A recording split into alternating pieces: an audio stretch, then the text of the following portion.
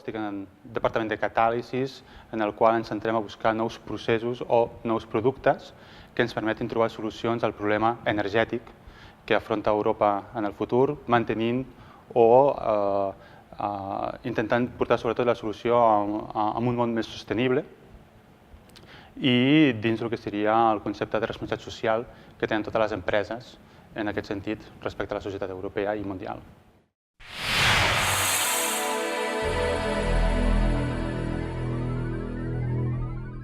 Nous productes poden semblar o poden ser senzillament el que podríem pensar com productes convencionals com el dièsel o la gasolina, però obtenides a partir d'un producte inicial diferent.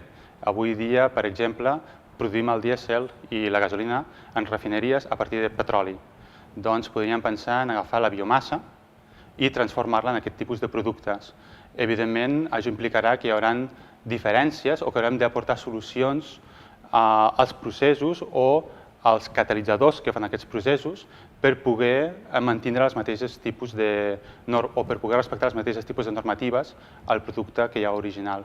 Però també, per exemple, pensant dins del sector del transport, estem parlant dins d'un sector que està a poc però s'està movent des del que seria el combustible fòssil a, per exemple, sistemes híbrids, sistemes elèctrics, i aquests sistemes elèctrics, per exemple, les bateries, necessiten una cosa que són els electrolits, i els electrolits poden ser uns compostos químics que poden ser derivats del petroli, per exemple, també, evidentment, però a partir de noves fonts o de nous recursos, per exemple, un altre cop de la biomassa o a partir de la conversió del CO2.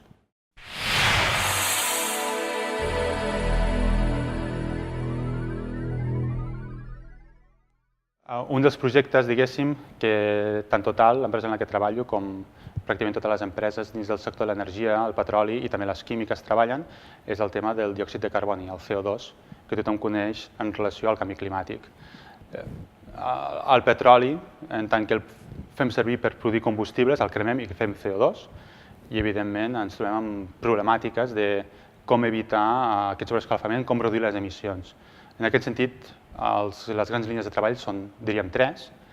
La primera línia, potser en la que es poden aconseguir millors resultats, és en el que s'anomena l'eficàcia energètica, és a millorar els processos en les indústries per emitir menys CO2, per consumir menys l'energia. És un tema que també, fent una bona comunicació, s'hauria d'arribar, i educació, s'hauria d'arribar al públic en general. La gent també és corresponsable d'aquestes emissions de CO2 i hem d'educar i comunicar perquè la gent sigui més responsable en la utilització de l'energia. I, de totes maneres, sempre hi haurà unes emissions dins de les indústries. Per exemple, una indústria com l'electricitat agafarà gas natural, el cremarà i emetrà CO2. Aquest CO2 es pot, per exemple, concentrar, es pot recuperar i llavors es pot segrestar, es pot ficar sota terra, per exemple, seria una de les maneres, segrestació de CO2, utilitzant els antics pous, per exemple, o les antigues reserves de gas que han estat buidades per grups petrolers com Total. Això costa diners, però, és a dir, no és gratuït, i el que també s'està mirant, evidentment, és com podem obtindre diners del CO2. És a dir, el CO2 és una molècula que tradicionalment es pensa que no es pot fer res, és un producte final, però de fet el CO2 el podem agafar per transformar-lo en productes químics i utilitzar-lo després en la societat, per exemple, plàstics.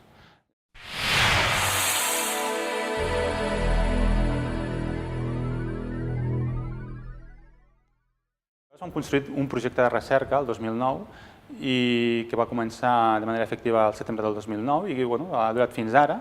Acabem de renovar-lo per 2 anys més i en el qual hem obtingut resultats força interessants des del punt de vista de comprensió química i que han obert efectivament noves portes a nous tipus de catalitzadors basats en aquesta ciència de la nanotecnologia, en el qual obtenim resultats molt prometedors, però utilitzant una quantitat mínima dels composants cars, diguéssim, que formen part d'aquests catalitzadors.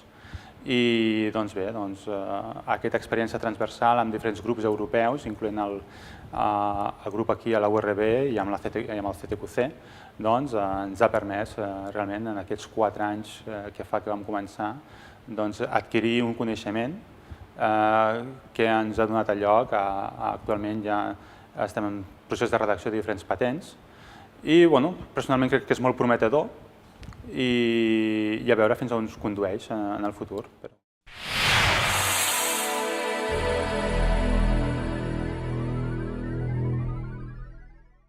Fins fa ben poc, el petroli és un petroli que es diu lleuger, és un petroli que conté pocs contaminants, per exemple, de tipus de sofre.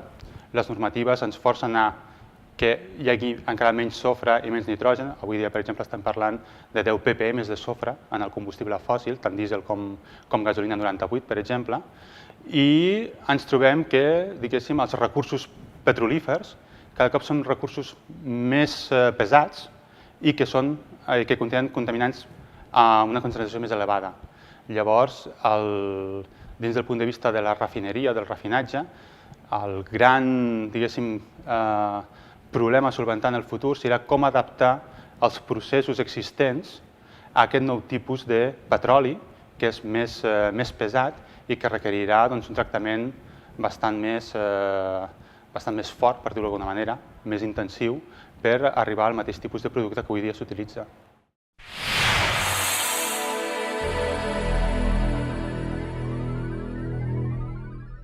A escala global, l'evolució serà molt diferent de l'escala europea.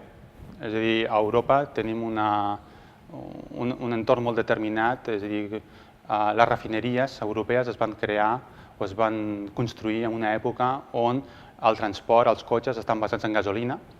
Tenim una capacitat excessiva de producció de gasolina i avui ens trobem que el parc automobilístic és molt fortament basat en dièsel.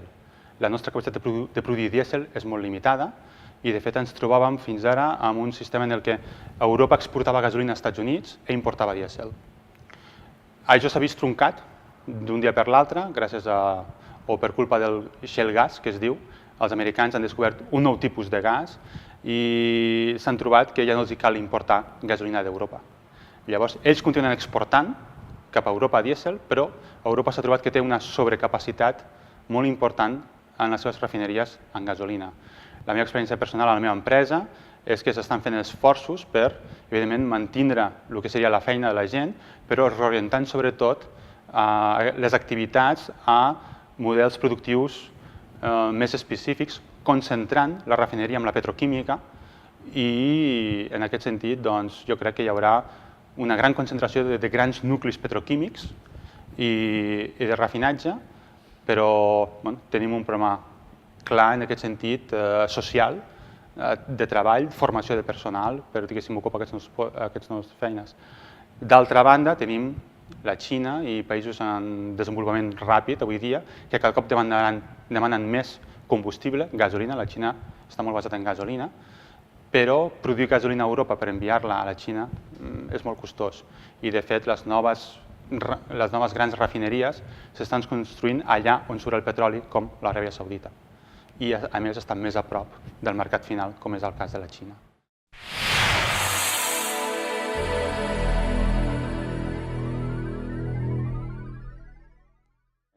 El contacte personal, la influència personal, tant d'alguns professors que em van ajudar a formar-me com d'amics i companys, i després la formació que vaig tindre global o general en química, que m'ha permès després adaptar-me, en certa manera, ràpidament a diferents tipus de treball en els quals he estat involucrat.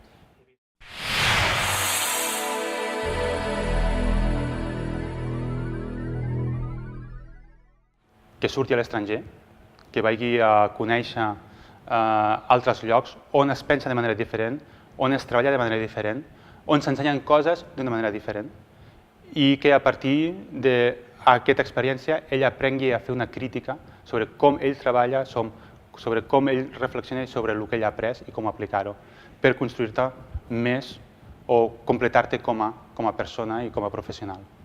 Això, per mi, marxar és indispensable.